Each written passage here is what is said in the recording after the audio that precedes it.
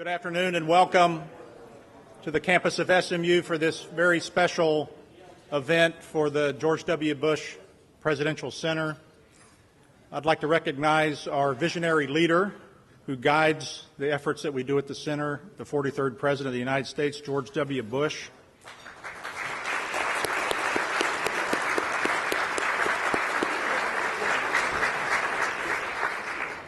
His leadership is based upon unshakable principles, one of which is freedom is universal. And so human freedom is a core activity that we do at the center. At the end of this month, we'll be having our annual Human Freedom Conference. And also we are establishing a freedom collection that will be housed in the archives of the Bush Center. And there is no better symbolic seed to our freedom collection than His Holiness the 14th Dalai Lama. Welcome to SMU campus.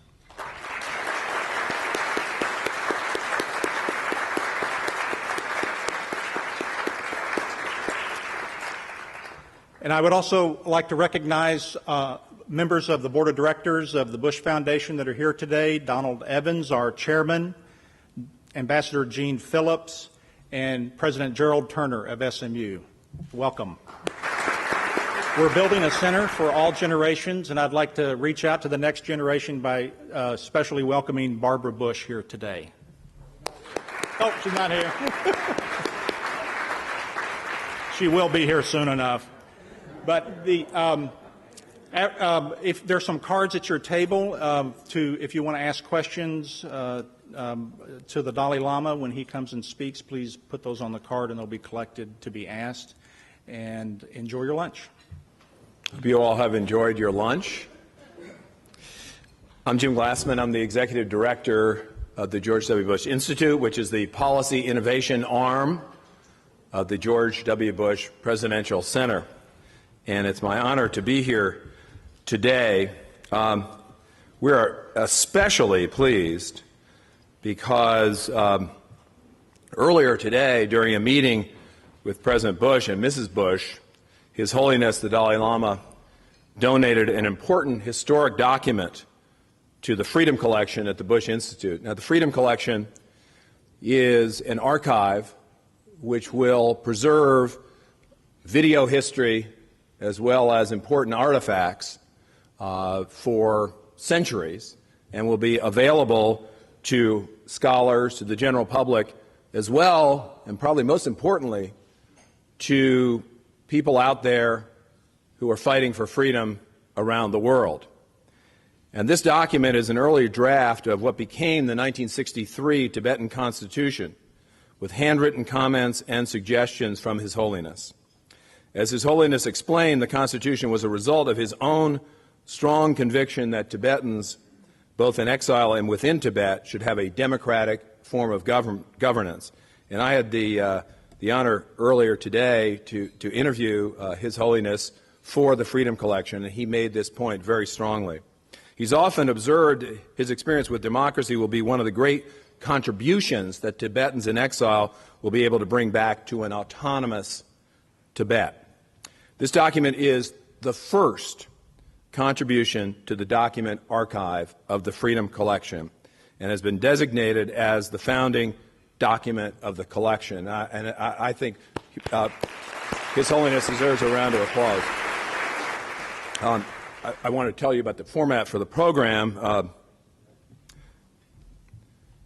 We will have an introduction of His Holiness shortly, but I do want to say that after that, His Holiness will speak, and he will then be engaged in a conversation here in these two white chairs with Ambassador Paula Dobriansky. Ambassador Dobriansky was for 8 years a special coordinator on Tibetan issues for the United States. She was also Undersecretary for Democracy and Global Affairs for the entire 8 years of the George W. Bush administration. Now, it is my further honor to introduce our inspiration for the Bush Center and Bush Institute, the 43rd President of the United States, George W. Bush. Please be seated. I want to thank Jim Glassman for his leadership of the Bush Institute. I don't think anybody could have possibly predicted that in a short period of time we have achieved so much. A lot of it has to do with Mark Langdale's pushing and Jim Glassman's leading. And so I want to thank you for the introduction. Thrilled to be here with the president of SMU, Gerald Turner, and Gail. Many of you have heard me say this before, but we're delighted and honored to be associated with Southern Methodist University. It's really a fine place, and we intend to work cooperatively to enhance its excellence. I want to thank Senator Bill Frist. What a surprise. So he and I share something in common. We were both honored to serve at the same time, and we're both retired. I've been looking forward to this moment, Your Holiness, because I wanted to introduce you to friends of mine and Laura's. And I want my friends to be able to meet you. I had a lot of extraordinary experiences when I was president, as you can imagine. A lot of interesting moments. But some of the most extraordinary had to do with His Holiness. Because when you spend time with him, you realize that there's something unusual about the man. So people say, "What's he like?" You know, what's the Dalai Lama like? Here's my best description: he's courageous and humble. He is a delight to be around. When I think of the Dalai Lama, I smile. He brings peace to your heart. And yet he is courageous in the defense of liberty. Laura and I had the opportunity to give him some tea today at our house there, and he said, "You're too quiet." I said, "Look, I don't want to butt in anymore. You know, I'm kind of out of politics." He said, "You need to speak up for freedom more, because the Dalai Lama, His Holiness, understands, as well as anybody, that freedom yields peace, and he is a man of peace." You've done us a huge favor for being here, Your Holiness. This is an extraordinary gift to have you here on the SMU campus and to be having lunch with our friends. This is a priceless contribution to the Bush Center. I can assure you that when you tell your buddies around the country, "I had lunch with His Holiness the Dalai Lama," they're going to say, "No, you didn't." That's typical Texas braggadocio. But you did, and I consider this one of the great gestures of friendship. And so would you please welcome His Holiness the Dalai Lama.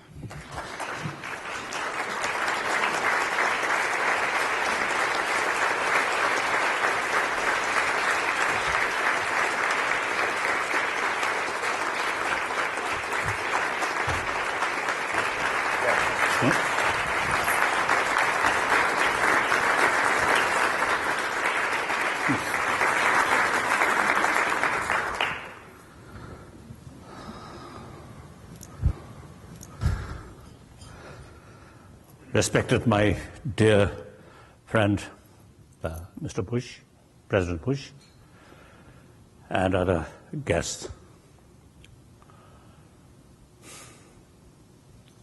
Since my last meeting in the White House, or I think the congressional medal ceremony, I always eager to see him. And particularly, I didn't mention, after my surgery, the gallbladder, you telephoned me.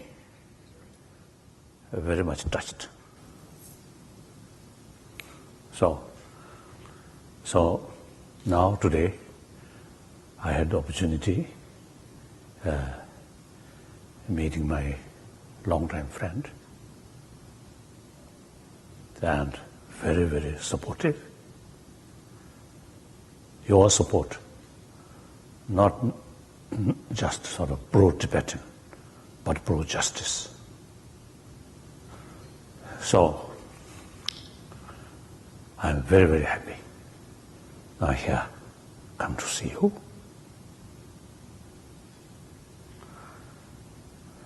And one, my sort of, I think the expression to him, or I think one of the last meeting in White House.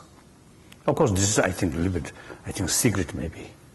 I told him, I pray and hope he live several years, long period, so that positive result from his policy may see by the person who created this sort of a policy, who initiated this policy. So he also a little bit moved. I also a little bit moved. It's quite natural. Irrespective of what sort of status. But most important is human being with warm-heartedness. That is very, very important. I always say, when I met people, firstly, I look human level. Then secondary, what religious faith, what political status, or like these things. That is secondary. Important is human level. So as soon as we met, I found human level, a very wonderful person, a very good person. So since then, at once we developed some kind of real sort of friendship. So he praised too much. Now here, while he introduced me. That may be a little exaggeration. Because he very close in his mind, in his mind or his heart is very close to me. So maybe it's understandable, little exaggeration, positive exaggeration. But some other people who feel very negative towards me, they also naturally exaggerate some negative side.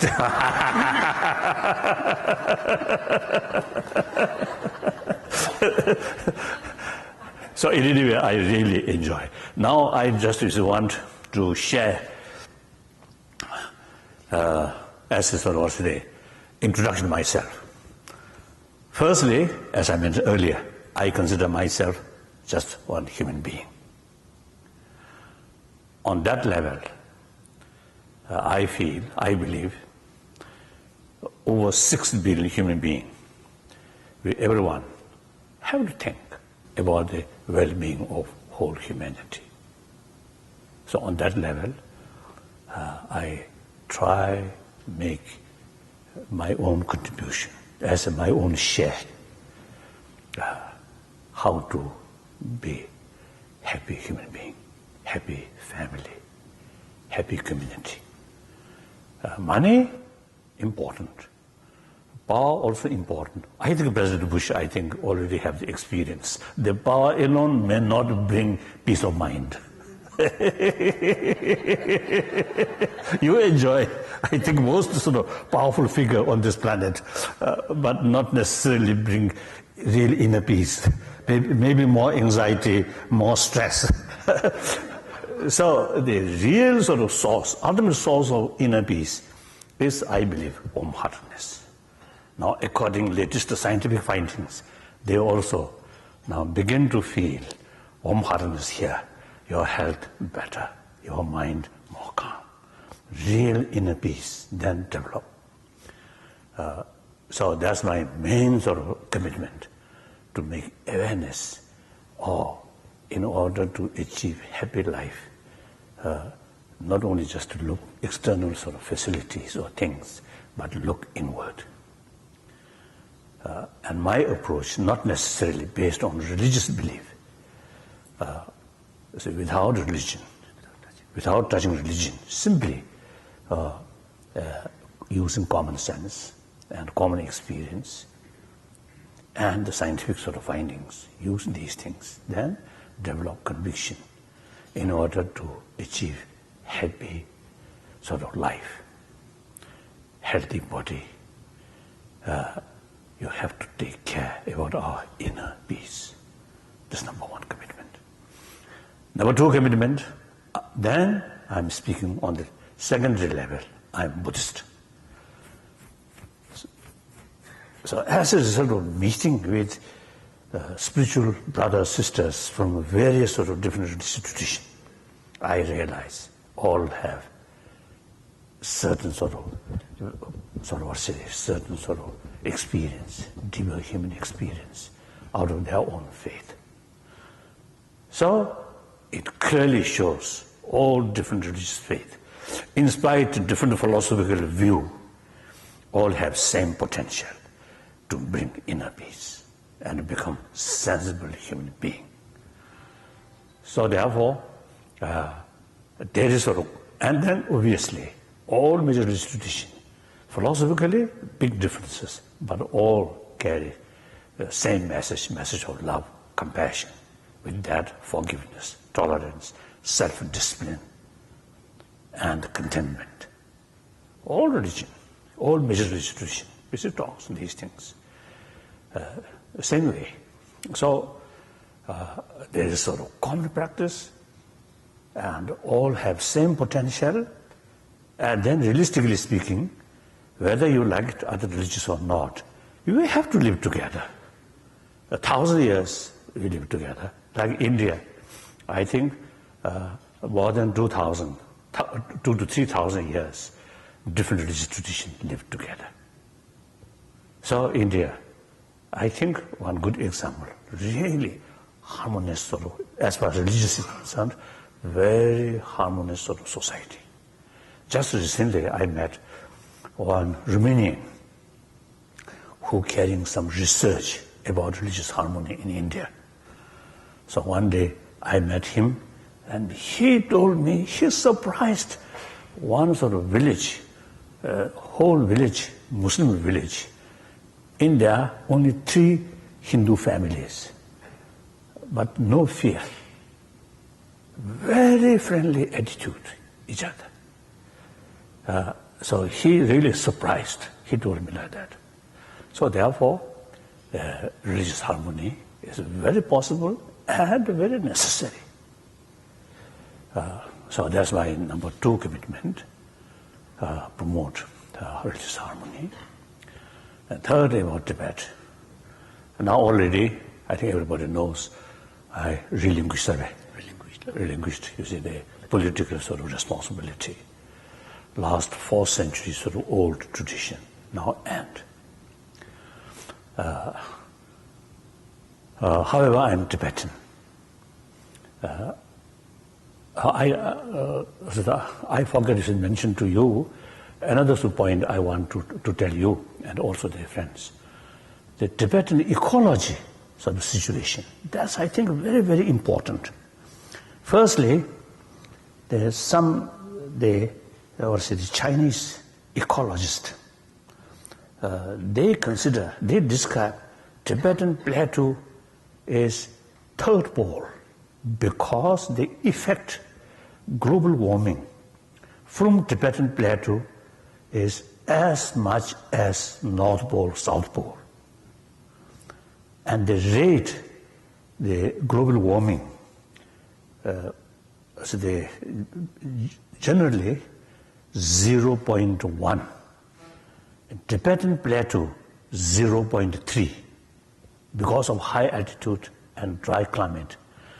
So that Chinese expert used to describe Tibet as a third pole. Then also the major rivers which cover almost whole Asia, from China up to Pakistan. Major river come from, ultimately come from Tibetan plateau, Tibetan sort of mountains. So these rivers, I think over 1 billion human beings' life depend on these rivers. So therefore, taking special care about the Tibetan ecology is something very important. Some Indian expert expressing to me, the lowland, hot climate, even some damage by nature, also they revive nature process quicker. But like Tibet, high altitude and dry climate, it takes longer period to recover by nature. So therefore, we really need special care. So my worry is there's some problem due to political sort of reasons that once we understand, mutual understand is developed, then these things can change within weeks. But damage ecology, you see, change policy, then damage already done damage, you see, cannot sort of change. So that sort of effect remain long-lasting way. So therefore, it is really one of my top sort of concerns. And then I think, fortunately, since Torungchin, Prime Minister, there, you see, he already used to notice it is in national interest to preserve some of these forests. And during his period, he gives some instruction, limitation of deforestation. So already, you see, they take notice. However, because of corruption, so still carrying the deforestations and also the mining indiscriminately. Even so, some just I think 2 years ago, I think 1 year ago, I met one Tibetan whose sort of native area, empty sort of wild sort of land. He says many wild animals traditionally there. So then he showed a picture, one newly constructed factory. Once that factory developed or constructed, many wild animals died, he mentioned. So these are the indication that without a proper sort of take care, planning, minimum sort of damage about the environment, that can done. I notice in Germany and some other places, without touching the sort of industrialized sort of picture, but pay more attention about sort of the environmental impact. I don't know. So you see, we have the technology can do that. So the Chinese, I think, need more experience, more technology, preservation of the ecology, like that. That I want to share with you. So occasionally, please speak, reminds importance of that. And then perhaps some people here may have some sort of friend who are expert about ecology. Then set a group, a small group, with full cooperation with Chinese ecologists, visit these areas in Tibet. So research thoroughly how much damage already done, then what is the best to protect it in future. I think they also need. So this suggestion, many occasions, some parliamentarian group, some congressman, also the senator I also mentioned. So that I feel just an NGO or private, some expert, with full cooperation with Chinese specialists, then visit and spend a few months and study on the spot. I think Chinese government also, I think, need or appreciate. And these are non-political. That I want to share with you. Then thank you very much. You offer, your organization, institution, offer the lunch, a very good lunch, although a little bit hurry up. Otherwise, it's a very good lunch. Thank you very much.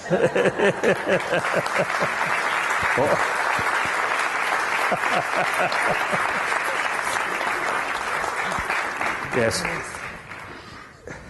Your Holiness, thank you so much This audience is very interested and they have a number of questions for you, and I'm going to dive right in. The first question from the audience is the communist regime in China sustainable? I'm going to add to that. Can we see a democratic China in the future? Now, yes, judging on global level, and also I think the recent sort of events, and also China itself, growing number who really seeking openness or freedom of speech, and eventually democracy growing, and government seems to be becoming much more nervous. So, for example, the recent Chinese parliament sort of session, the one official document you mentioned the expenditure for internal security are bigger than defense sort of expenditure budget. So this clearly indicates the real trouble within the country. So with such sort of situation, it cannot remain for a long, long period. I think only a question of time. But when it will happen, nobody knows. I think after 5 years or 10 years, I think things will be bound to change. It's going to happen. Speak. What is the greatest lesson that you've learned in your life? Greatest lesson? Lesson. The greatest lesson that you have learned in your life. Greatest means one single, right? That's difficult to say. Or lessons, in the plural. Lesson or lessons? Oh, yes, I think lessons. Quite a lot.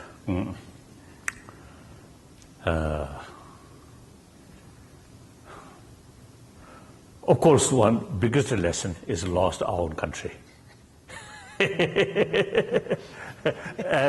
and also I think another sort of lesson. The lesson is I'm the longest sort of guest of Indian government.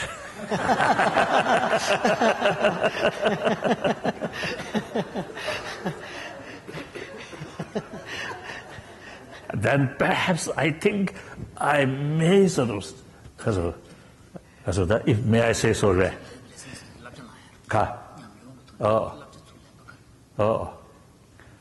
So then, obviously, one, democracy. And I think American people here, you really fully enjoy freedom of speech, freedom of expression. And these are very, very, very important. So the other day, some people asked me also the democracy is some kind of Western cultural value. And then I reply, no, this is universal. Democracy is universal. So these things. Then also I think I learned sometimes tragedy brings more inner strength. I think that's good. Sometimes the tragedy happen, demoralized, hopeless. On the other hand, tragedy brings more inner strength. I think Tibetan people, actually, I think, hardened because of the difficult situation, tragedy. Like that. Your Holiness, there's a question about internet. Do you consider your Facebook page to be an important tool for democracy? Harsa. Is- Facebook.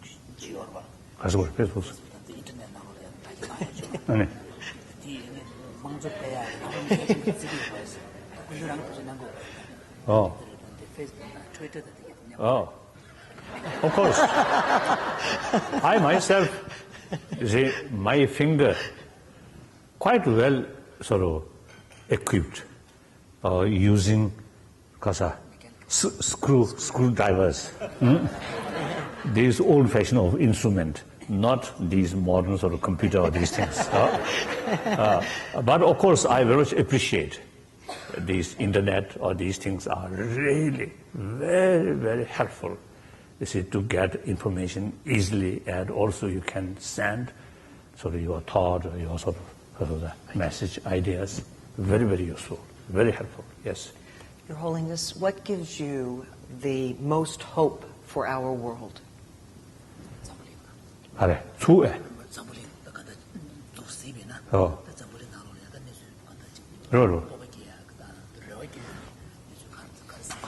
The other day I mentioned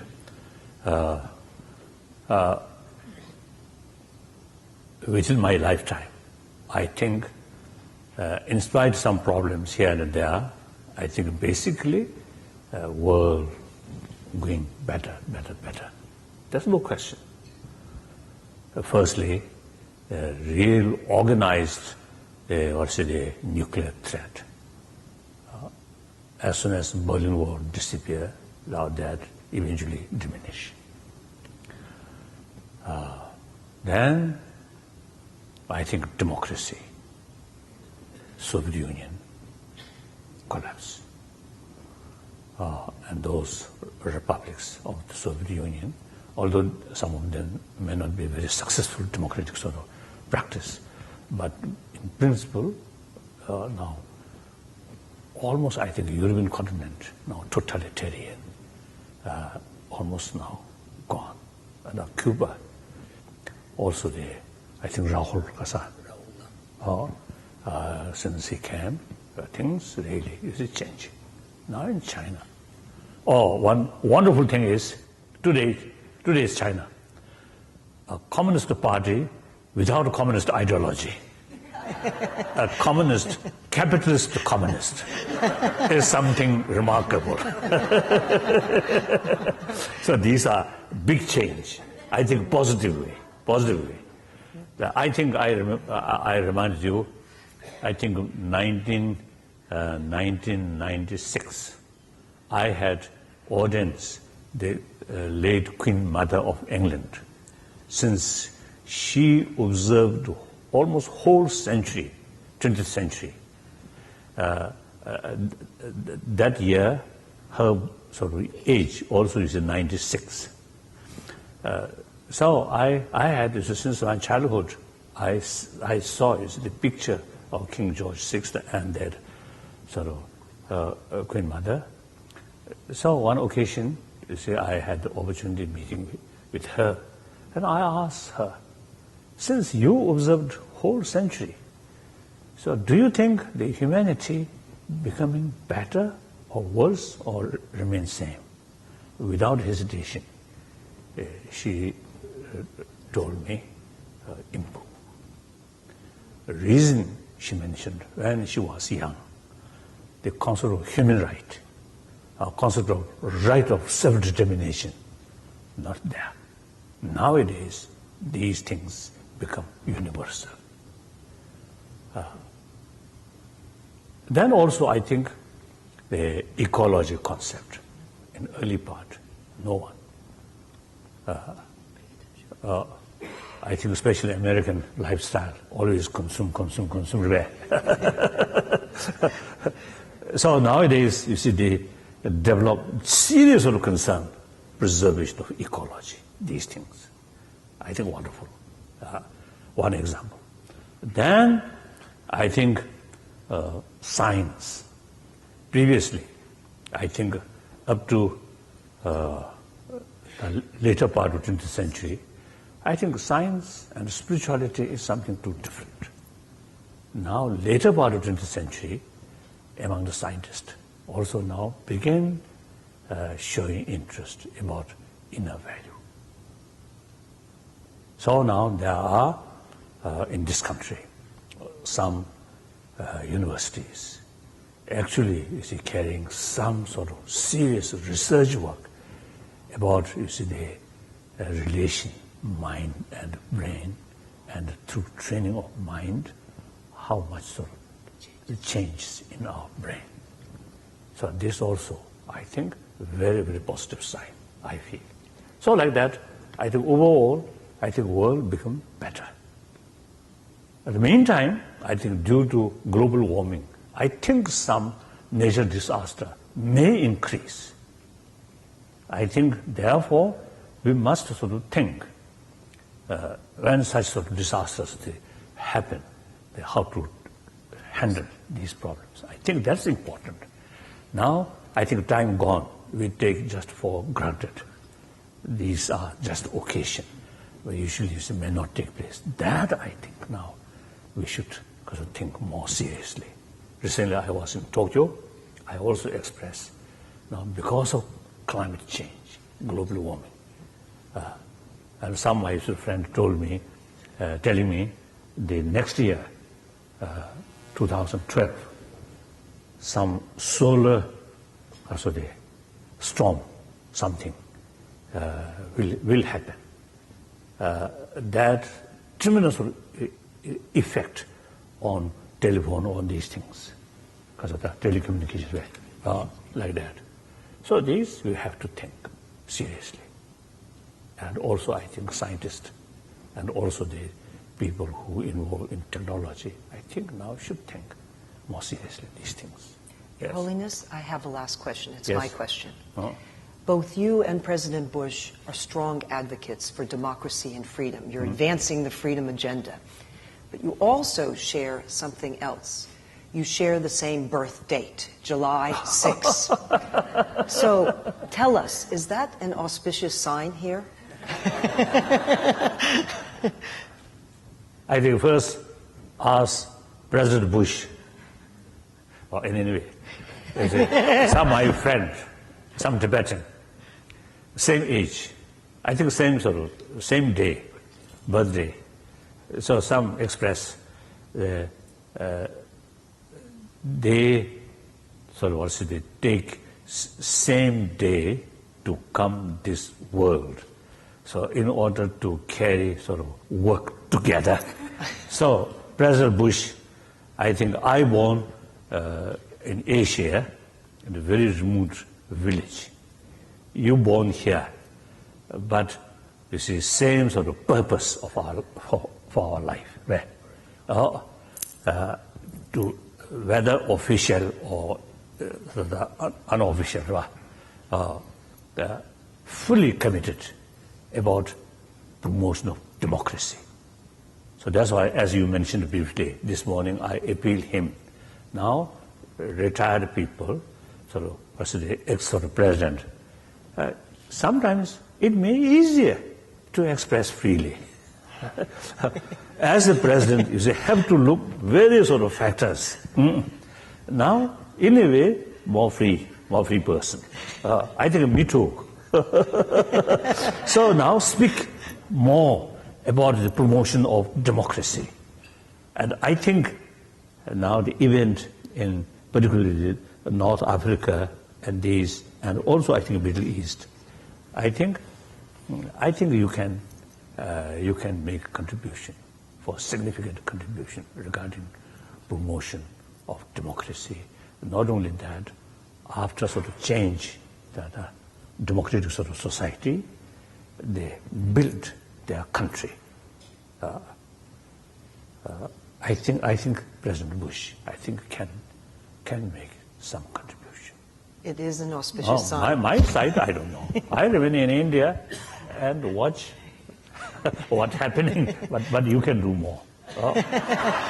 Thank you, Your Holiness. Then when time come, I return. Then in Tibet, I can do more than you.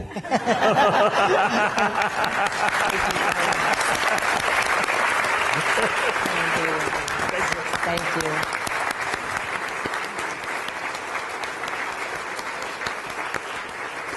Thank you, Your Holiness. And you said that, which I hear from President Bush all the time, freedom is universal.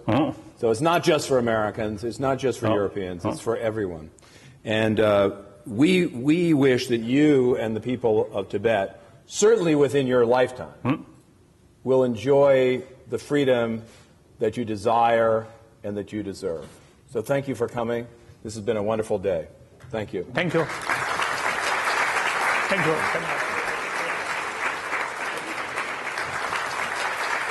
Thank you.